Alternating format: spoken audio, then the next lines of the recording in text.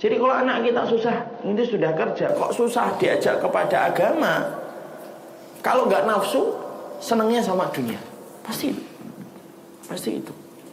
Dan dia merasa bahwasanya kecukupan itu bisa diraih dengan nominal. Salah, kecukupan itu miliknya Allah. Kalau nominal itu ikhtiar kita. Paham Ibu? Kecukupan itu miliknya Allah. Fahuwa hasbuh, itu kan katakannya dalam surat At-Talaq. Apa itu fahuwa hasbuh? Allah yang mencukupi. Mencukupi Allah. Hasbuh. Berarti kecukupan itu miliknya Allah. Ini dalam surat At-Talaq. Miliknya Allah ini. Kalau nominal itu miliknya kita. Gaji berapa? 50 juta per bulan. Itu kita, usaha kita 50 juta. Tapi apakah nominal itu bisa membeli kecukupan? Enggak. Kecukupan itu Allah yang ngasih. Kapan Allah ngasih kecukupan itu? Sama orang yang sudah menempatkan dunia itu ya sesuai dengan kadarnya saja. Pasti dicukupi sama Allah.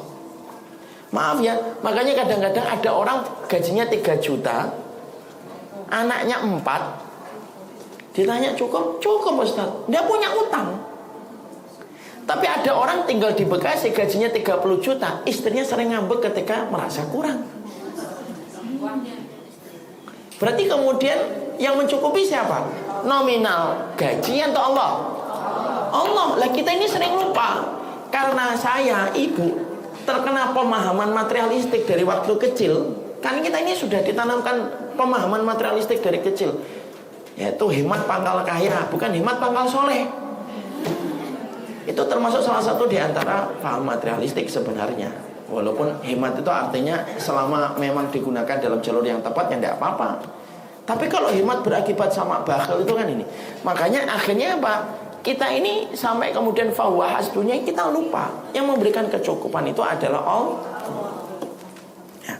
Makanya kemudian sampai Rasulullah itu untuk mengingatkan kita, sampai Rasulullah itu bersabda dalam hadis yang diriwayatkan oleh Imam Ahmad. Coba dibaca halaman 261. Yaqulu ibnu Adam mali wa halaka min malika illa ma akalta fa afnaita aw labista fa ablaita aw tasaddaqta fa amdaita. Maka kemudian dikatakan oleh Rasulullah, anak keturunan Adam itu sering berkata hartaku, hartaku gitu. Padahal harta yang sebenarnya itu, hartamu itu sebenarnya yang mana? Yang kamu makan akhirnya keluar jadi kotoran, yang kamu kenakan pakaianmu jadi rusak, dan apa yang kamu sedekahkan. Jadi hartanya kita itu sebenarnya cuma 3 itu. Yang lainnya yang sedang kita tabung belum menjadi harta kita.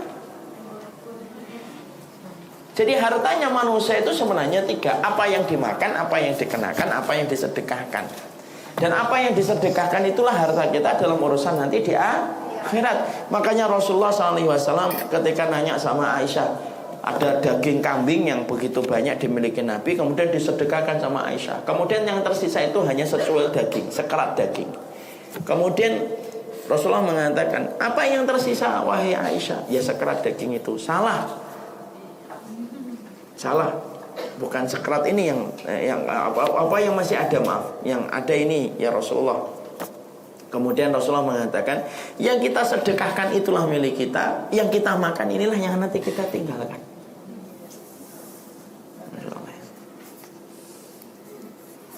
Makanya Rasulullah SAW termasuk Nabi yang menolak ketika diberikan tawaran oleh malaikat untuk menjadi kaya raya. Rasulullah SAW, semoga kita kumpul dengan beliau insyaallah. Maka kemudian hartanya manusia itu akhirnya 3 itu.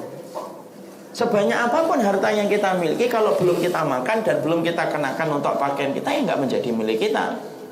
Terus miliknya siapa? Ya menjadi ahli waris untuk anak-anak kita kan gitu.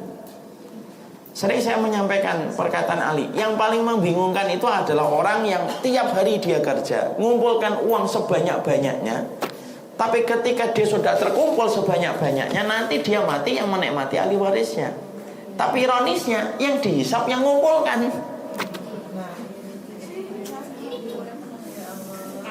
Betul atau tidak? Betul. Sini aja betul, hanya ada padahal begitu.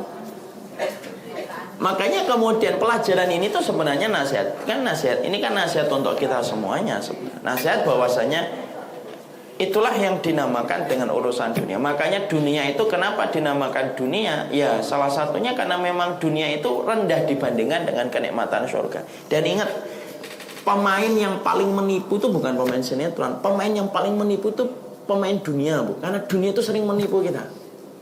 Contoh ya, saya mungkin di antara yang kita sering lihat, orang tua kita dulu sering membangun rumah, nanti dibuatkan kamar sebanyak anaknya. Memang niatnya tulus, orang tua sayang betul sama anak. Kalau punya harta tidak ada masalah. Yang akhirnya kita dapati kadang-kadang sampai memaksakan diri. Ketika anaknya sudah gede, Bu, anaknya malah keluar dari rumahnya karena sudah punya rumah sendiri-sendiri kan. Rumahnya tetap sepi. Padahal dulu rela dia sampai proyek bohong gini-gini supaya bisa bangun rumah gede, supaya menjadi tempatnya nyaman untuk keluarganya. Sampai ngambil yang haram dia.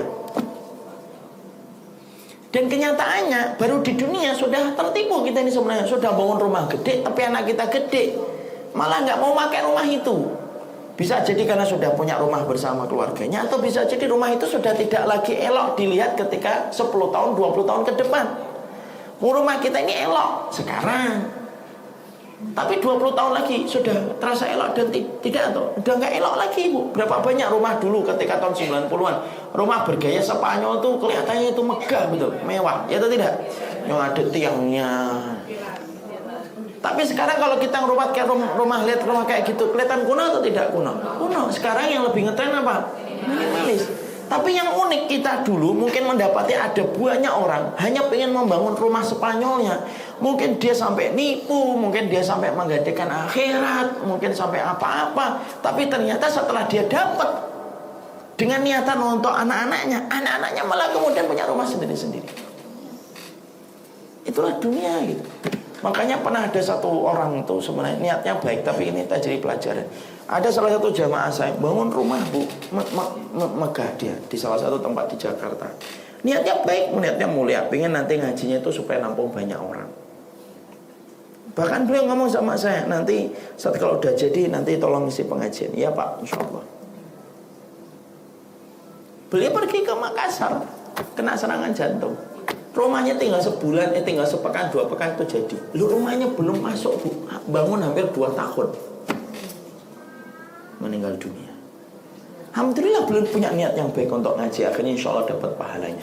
Tapi disitulah kita paham, memang dunia itu kalau kita tidak imbangi dengan kecintaan sama akhirat itu tidak ada puasnya kita. Terus gitu.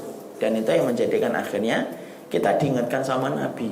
Nabi itu mengingatkannya sederhana gitu. Nabi itu kalau sudah nasihatin orang itu sederhana tapi nolok. Hartamu itu cuma 3. Yang kamu makan, yang kamu kenakan, dan kamu sedekahkan.